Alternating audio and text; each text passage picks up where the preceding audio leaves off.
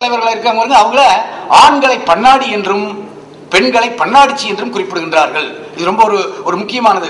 Dominate நம்ம சொல்றோம் இல்லைங்களா, பெண்ணியம் எல்லாம் பேசுறோம் இல்லைங்க. கொங்கு நாட்டுல பெண்ணியம் பண்ணாடிச்சிக்கிற அப்படி இருந்துச்சு. இன்னைக்கும் பேசுற போது ஆம்பளை குறிப்பிடுறாங்க, இவனது வலது பெருசப்போ கடுசு அப்படின்பா. வளம் சொன்னா வெற்றின்னு அர்த்தம். வலது பக்கம் அந்த வளம் பெருசுன்னு சொல்றான்னால அவன் அடங்கி இருக்கிறான்னு அர்த்தம். அப்ப வளம் என்பது பெண்ணை குறிக்கக்கூடியது, வெற்றியை குறிக்கக்கூடியது. கொங்கு நாட்டுக்கார தொடக்க காலத்திலேயே பெண்ணியத்தை அவன் தெரியாமையே, அவனுக்கு என்ன தெரியாது, அவன் வெள்ளச்சோளமாச்சு, அவனுக்கு ஒண்ணும் தெரியாது, தெரியாமையே அவன் வைத்துக் கொண்டிருந்தான். அவன்கிட்ட பெண்ணியம் இருந்திருக்கிறது, தலித்தியம் இருந்திருக்குது. இன்னைக்கும் பாத்தீங்கன்னா வடசித்தூர் ஒரு ஊர் இருக்குதுங்க, அங்க இஸ்லாமியர்களை மாப்பிள்ளைன்னு தான் கூப்பிடுவான். அந்த இஸ்லாமியர்கள் மத்த ஜாதிக்காரன் மாமான்னு கூப்பிடுவான். மத்த ஜாதிக்கார தலித்துன்னு சொல்லணும் இல்லைங்களா, அவங்க எல்லாம் எங்க சொந்த கொண்டாடிக்குவாங்க, அத்தைன்னு சொல்லுவா. மன்னிக்கணும் பேர் சொல்றேன், பறை ஜாதின்னு ஒரு ஜாதி இருக்குது. அந்த ஜாதியில் இருக்கிற பெண்களை அந்த ஊரில் இருக்கக்கூடிய நாயுடுங்கிற ஆதிக்கமிக்கவர்கள், கவுண்டர்கள் ஆதிக்கமிக்கவங்க, முதலியார் ஆதிக்கமிக்கவங்க எங்க அத்தை போறா, எங்க மாம் போறான்னு சொல்லுவா. அந்த அளவுக்கு அந்த தலித்திய மக்களை அவர்கள் நேசித்தார்கள், சமமாக மதித்தார்கள். அந்த பண்பாட்டை எல்லாம் நம்முடைய புதினங்கள்ல காண முடியும், சண்முக நாவல்ல காண முடியும்.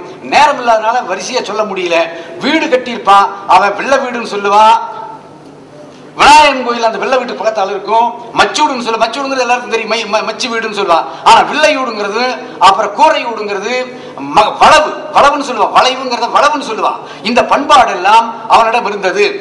பரட்டத்தளச்சி அம்மன் சொல்லுவான், பட்டத்தரசி அம்மன்கிற சாமிய பரட்டத்தளச்சி அம்மன் சொல்லுவான். இது அவனுடைய பழக்கம். அவன் ஏன் அப்படி சொல்றான்னா, அவனுடைய மொழியில அவன் அதை அப்படித்தான் குறிப்பிடுறான். ஒண்ணு கொச்சப்படுத்துறதுக்காக குறிப்பிடுறது. பரட்டத்தளச்சின்னு சொல்றது கொச்சப்படுத்துறது இல்ல, பட்டத்தரசி அவன் அப்படித்தான் சொல்றான். தஞ்சாவூர் எப்படி நாம இங்கிலீஷ்ல டாஞ்சூர் போறோம் டிக்கெட் நாம போய் பஸ் ஏறணும்னா டாஞ்சூர் போறது டிக்கெட் தான் கேட்கிறோம். அந்த மாதிரி பட்டத்தரசி அம்மன் என்று சொல்லாமல் பட்டத்தரசி பரட்டத்தளச்சி என்று சொல்லுவான். அவனுடைய பண்பாடு அப்படி. அப்புறம் திண்ணையில் பாய் விரித்து படிக்கிற அளவுக்கு பெரிய திண்ணையா கட்டி வச்சிருப்பான். இன்னைக்கு வீடு கிடையாது, வீடு இருக்குது எல்லா பக்கமும், சின்ன வீடு. அதுல முன்னாடி சின்ன வீடு வேற எடுத்து வேண்டாம், அந்த வீடு அதுக்கு முன்னாடி கதவை தட்டுறதுக்கே வழி இருக்காது, பெல்லத்தான் அடிச்சிருப்பான், உள்ள உட்கார்றதுக்கு இடம் இருக்காது.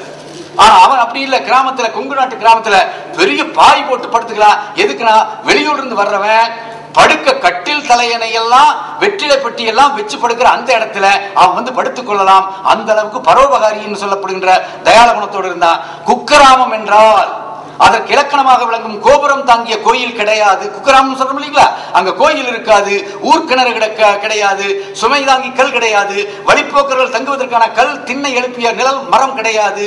அதையொட்டி தாறுமாறாக அமைத்திருக்கும் ஓலை குடிசைகள் சக்கிலியர் சேரி என்று கூறுவார்கள் என்று கு சின்னப்பவாரதி சர்க்கரை என்ற புதினத்தில் சொல்லுகின்றார். இவங்க கிட்ட கொங்கு நாட்டு மக்கள் வாழ்விலே குளம் என்ற உட்பிரிவுகள் இருக்கு, எல்லா பக்கமும் இருக்கலாம். ஆனா இங்க குளம் இருக்கிறது. சின்னப்ப பாரதி தன்னுடைய புதினத்தில் சொல்லுகிறார், 2 குலத்தை சொல்லுகின்றார். பாக்கா பொன்னுசாமி 2 குலத்தை சொல்லுகிறார், வெளையங்குளத்தான் காடை குலத்தான் என்று 2 குல மனிதர்களை சின்னப்ப பாரதி சொல்லுகின்றார்.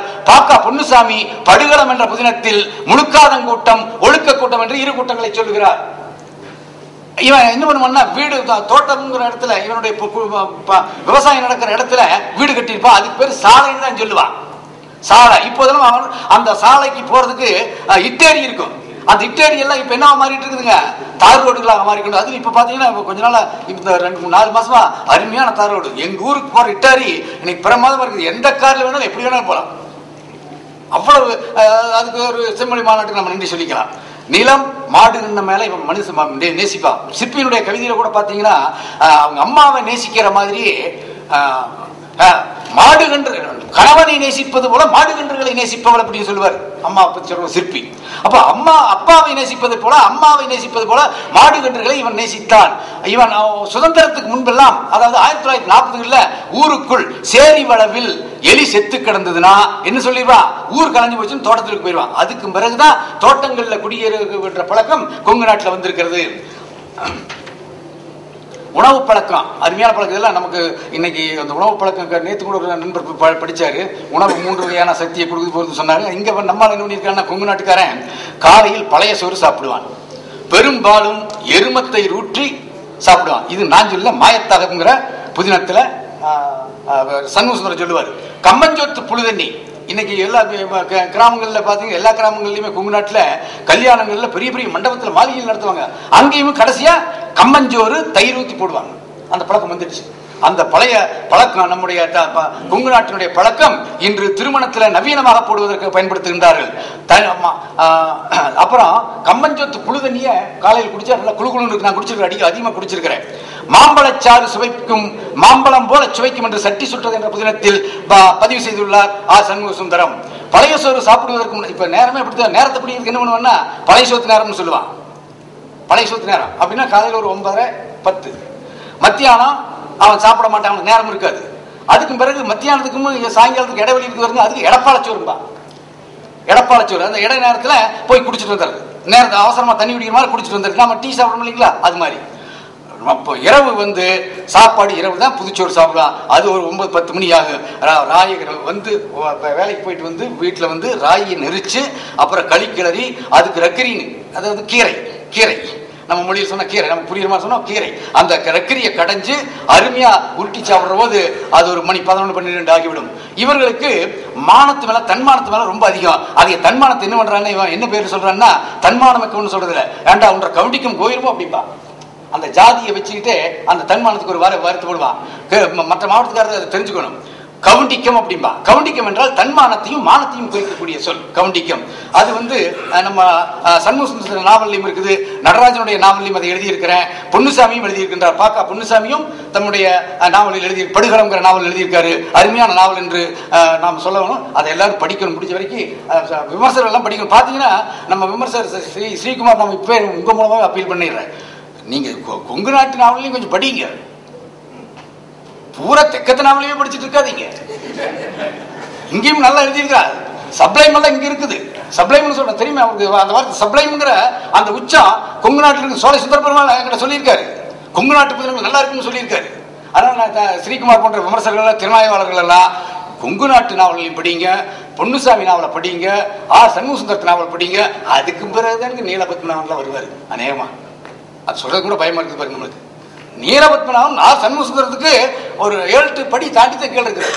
நான் படிச்சுட்டு வரைக்கும் தலைமைகள் படிச்சிருக்கிறேன், மின்னுலகம் படிச்சிருக்கிறேன்.